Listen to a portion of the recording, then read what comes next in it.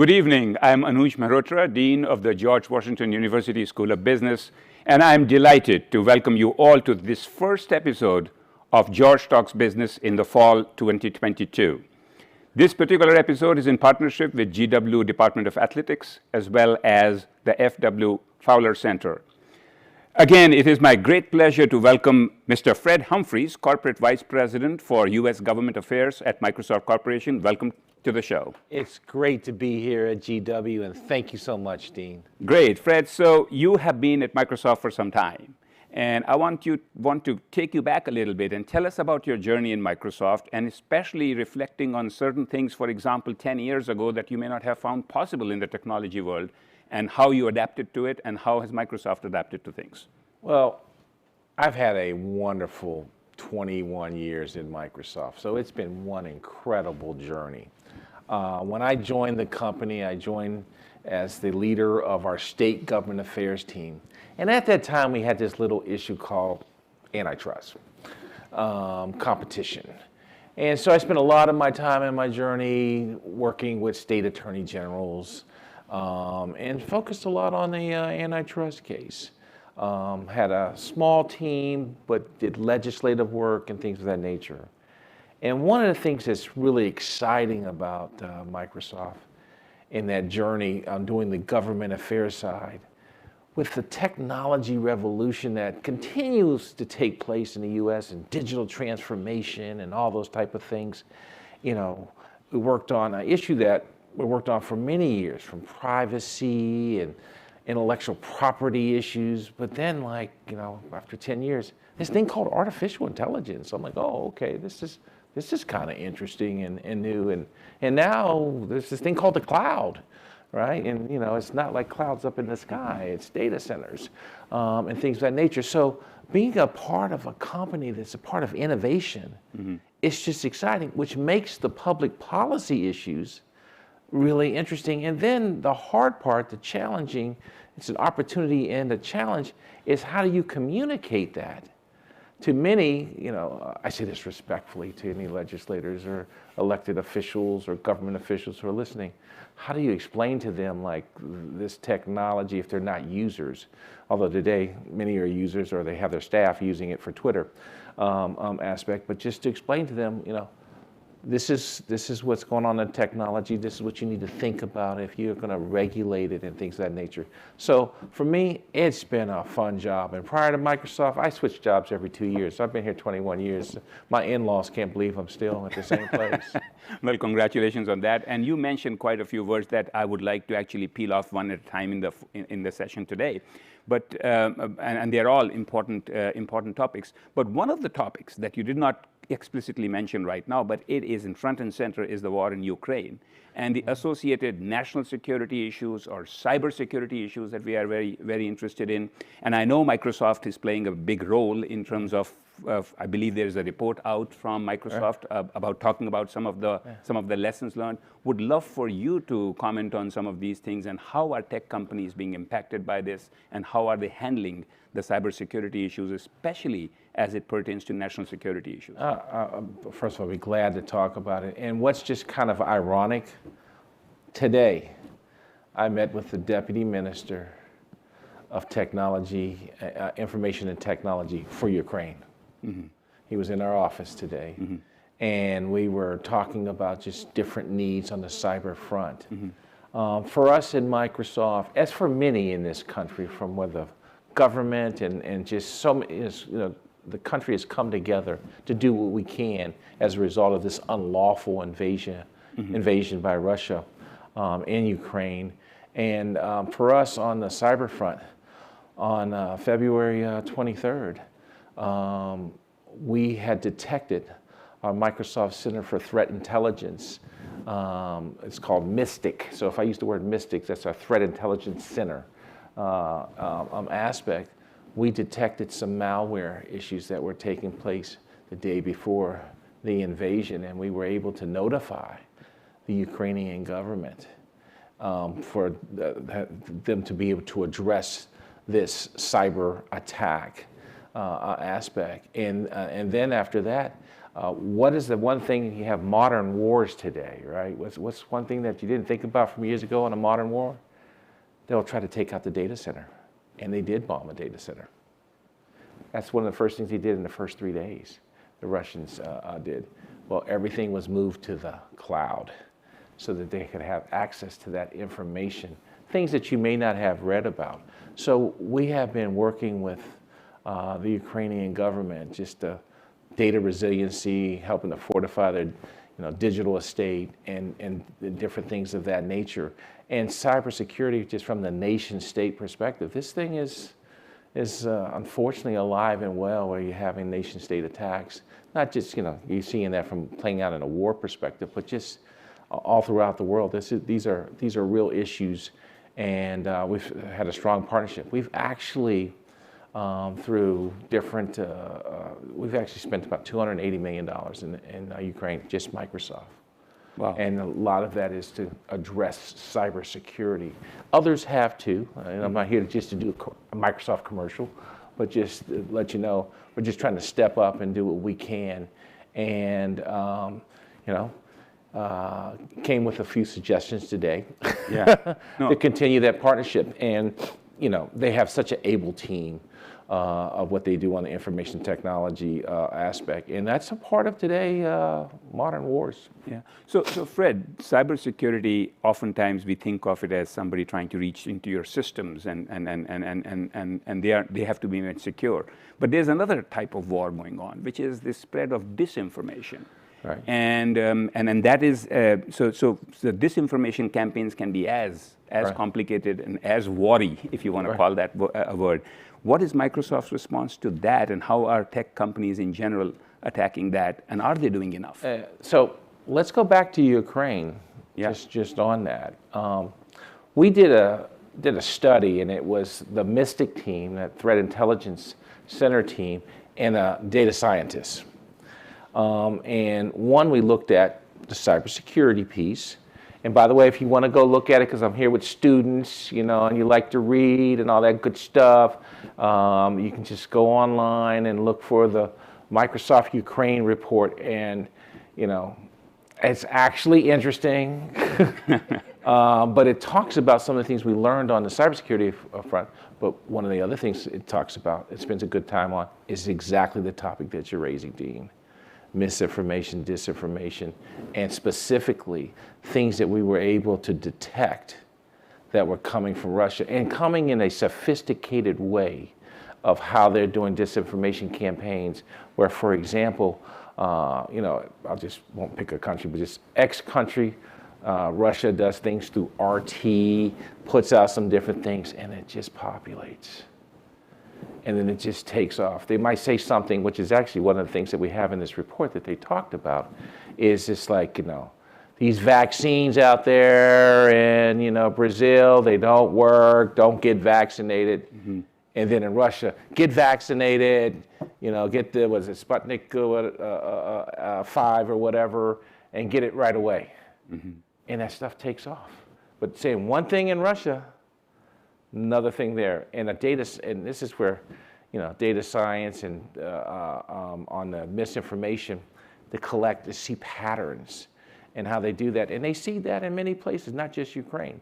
And matter of fact, Brad Smith, who I report to, our president and vice chair of the company, I was supposed to go to Ukraine with 4 other people 2 months before the war, because we were talking about with President Zelensky about disinformation and just the problem. And he said to Brad, it's something we're working on as a company. And he said, you should just come to Ukraine, because we're the test bed for the Russians. Mm-hmm. And so we assembled a team, and we were supposed to go like in a November timeframe, but COVID had increased in Ukraine, so we didn't go. And then we were supposed to go not too long after that, and something else came up, and then the war. So with artificial intelligence advances, mm-hmm. are companies able to detect such early campaigns of disinformation, or are we still? It's a combination. many companies, and we're not like the total social media platform type of company where the whole content moderation and moderation.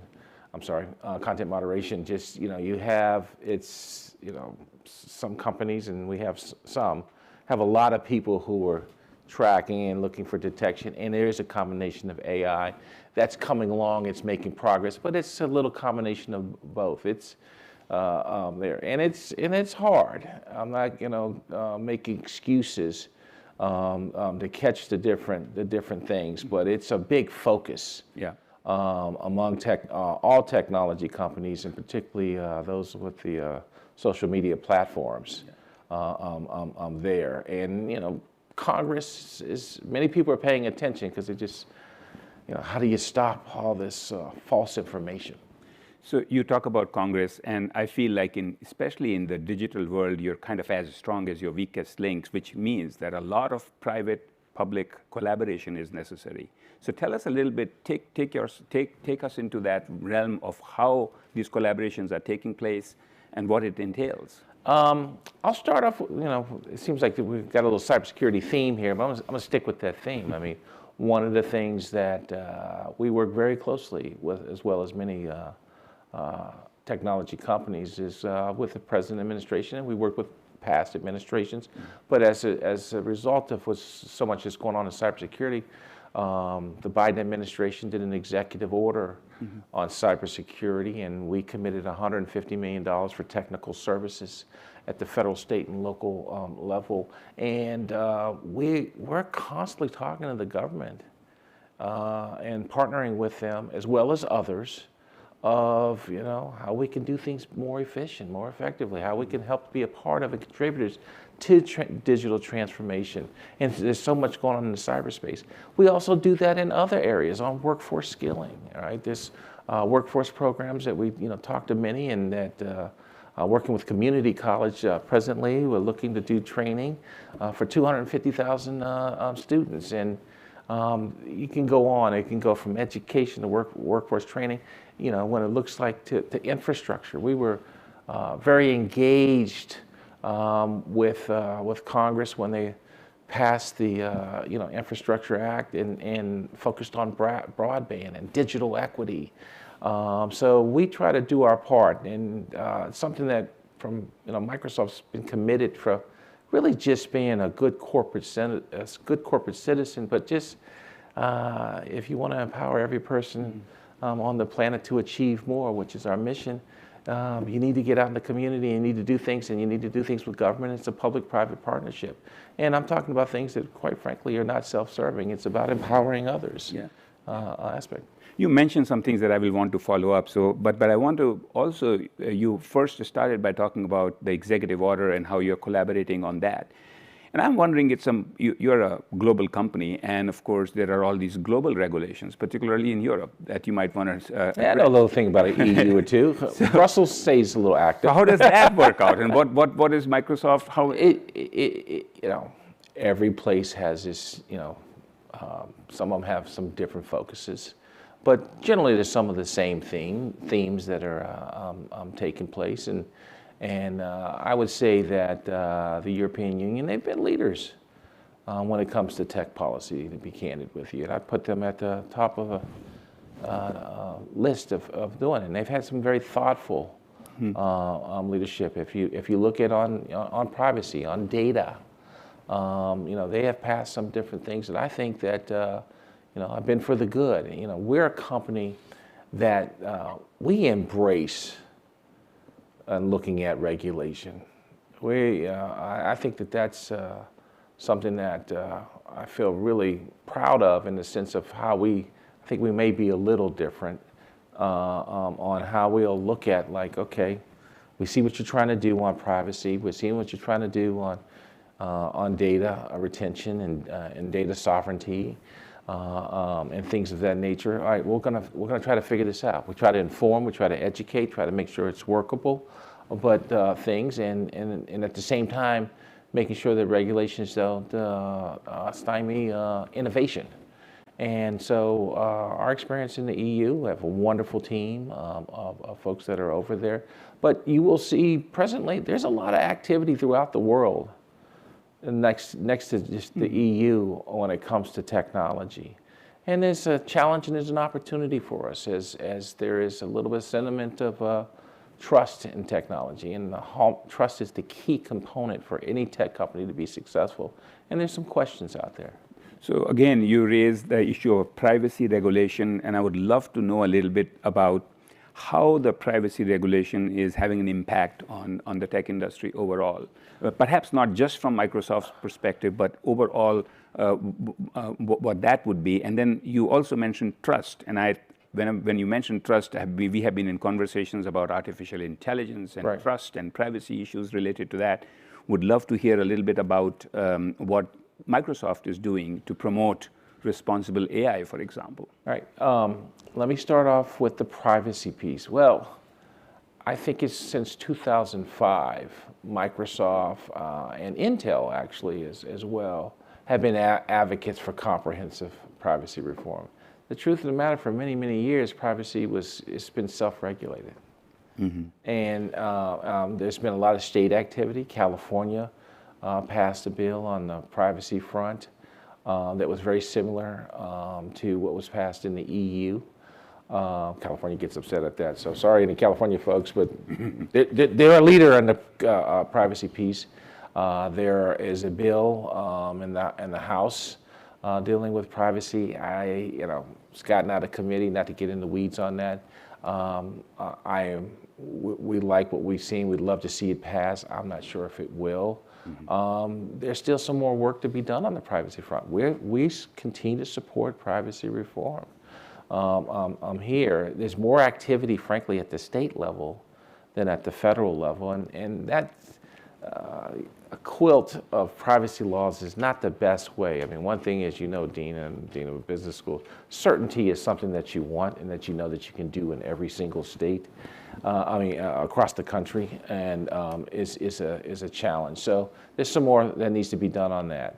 When it comes to the responsible AI, we actually have a pretty great process that we put in place on how there's a committee, I'll call it a committee for this purposes, that reviews what we do on the AI front. And it has a cross-section of people. It has research, it has engineers, it almost has, ethicists, just different people who are looking at it from different angles as you're looking at AI, so that because there's certain things that you can do that, that's a book that my boss wrote called Tools and Weapons, Brad Smith wrote, that, sometimes AI can be used as a tool and sometimes AI can be used as a weapon. And you have to ask yourself, as you're looking to do, what are you going to do and what are you not going to do? And we take that very seriously. And if you do it right, you earn the trust. Mm-hmm. And that's what you have to do with your customers, consumers, and things of that nature. And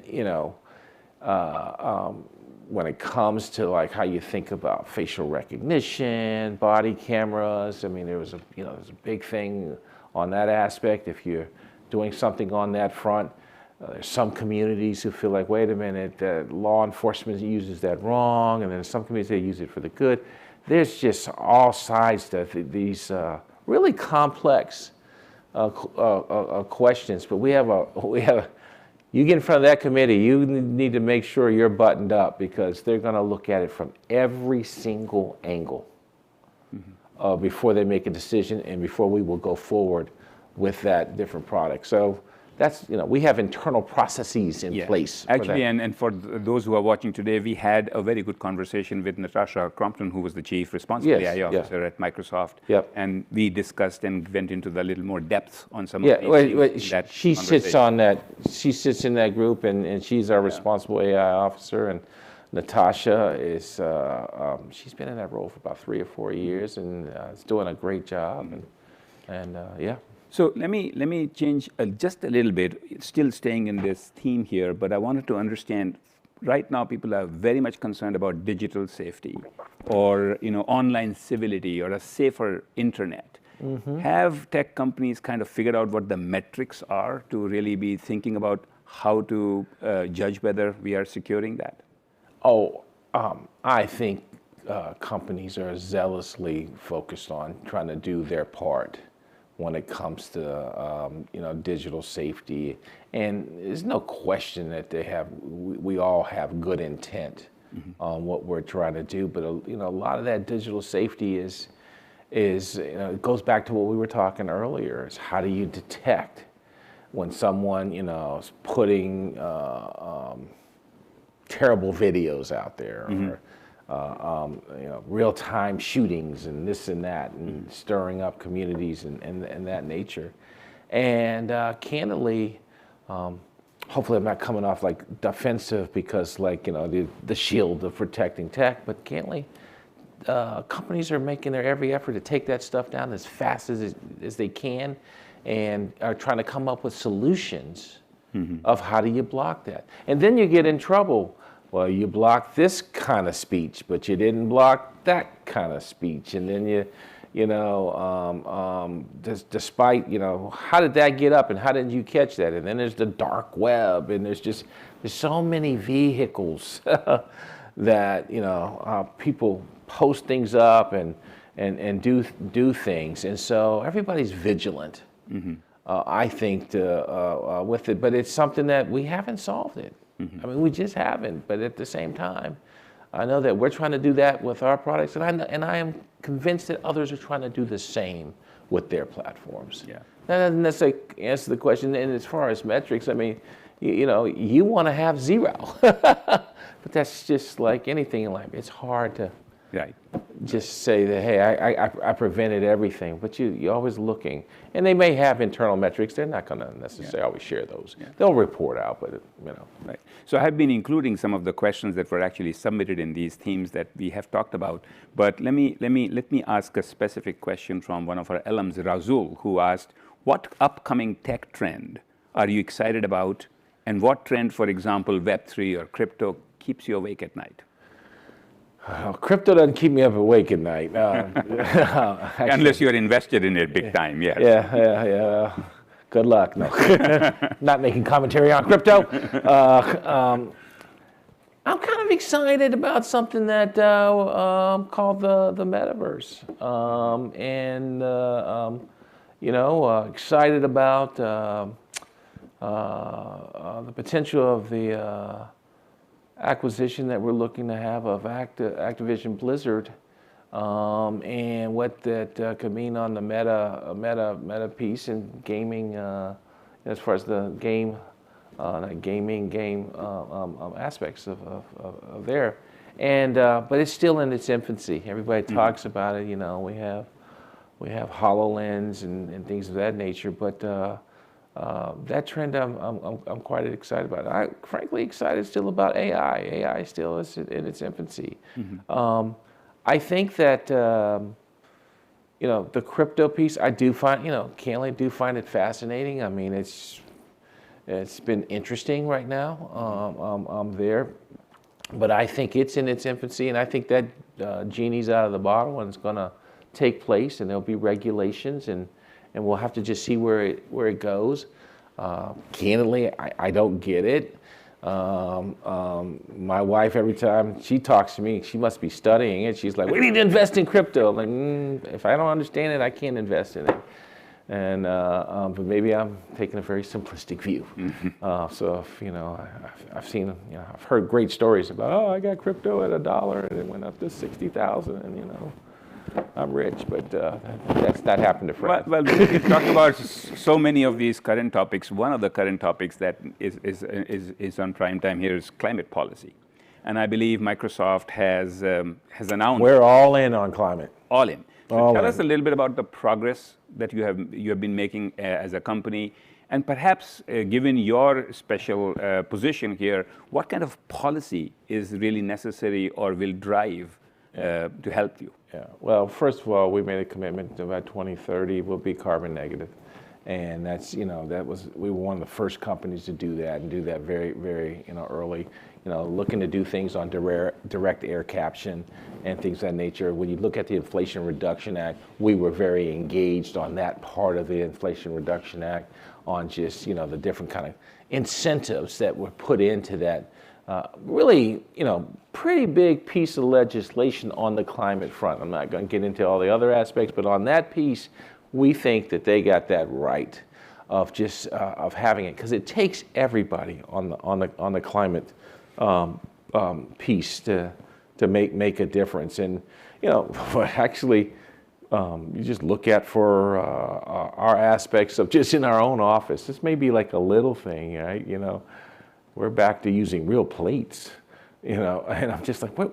This happened just a few weeks ago. Like, where are those paper plates? And they're gone. This is, and I'm like, oh, sustainability. This is a part of that's a little thing. Well, we have 140,000 employees, and you change it's like every little thing matters. I mean, the company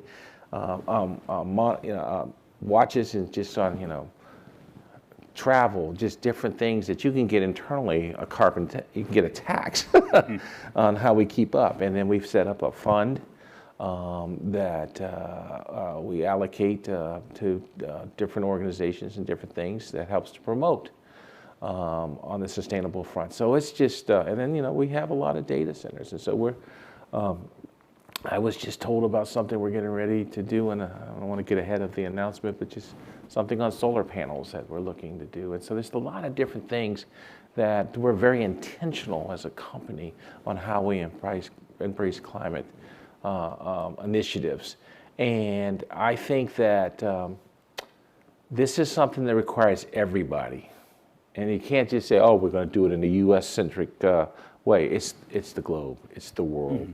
And I think we're going to continue to push ourselves to do as much as we can on that front. And it's totally embraced in the company from the top on down. And it's more progress. And we do a report on it. So if you want to look at that, there's a Microsoft sustainability report that's out there.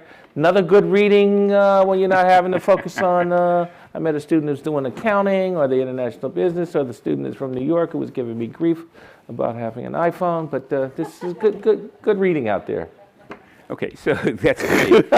So I have a couple more questions, and I know I'm conscious of our time as well. But one of the questions, you mentioned the digital divide or the inequality in access to broadband. And one of our students has put in Valentine, she has asked, how do you see technology influence the policy for economic development? I happen to think that when we talk about infrastructure, you can't get to the information highway without broadband. Right? And that digital divide is real. So that has to, you have to have those type of things. And so, I mean, one of the things that the pandemic brought into real clear focus to me, and I already knew this because I've been exposed to it, was I'm going to put it in the terms, the haves and have-nots. Right? I'm a graduate of Morehouse College, proud graduate of Morehouse College. GW is pretty close to Morehouse, but Morehouse #1. I'm on you are our guest today, so. Thank you.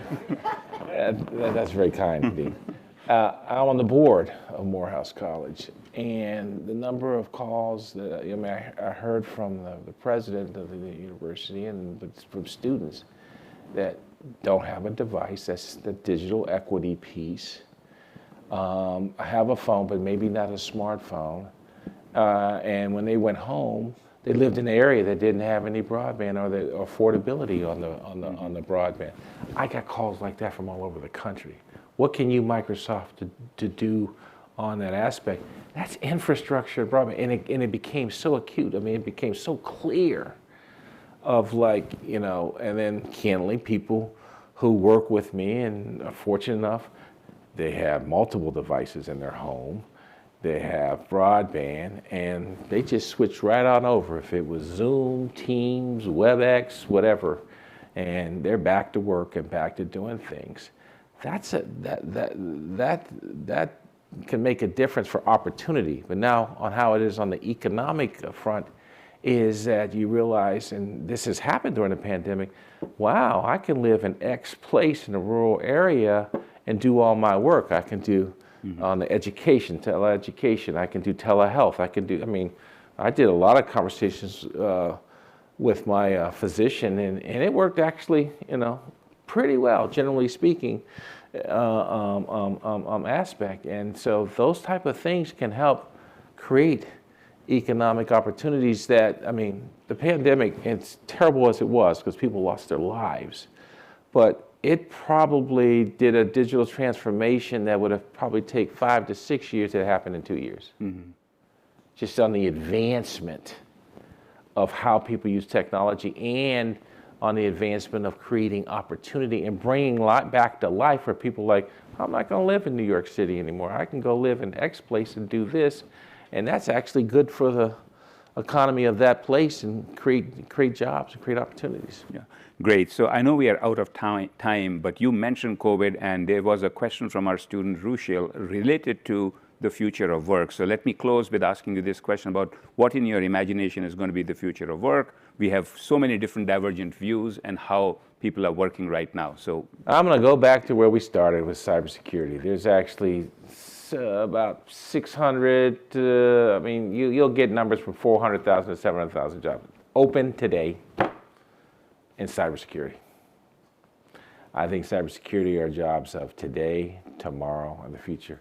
Sustainability, environment, there's going to be jobs today, tomorrow, and in the future.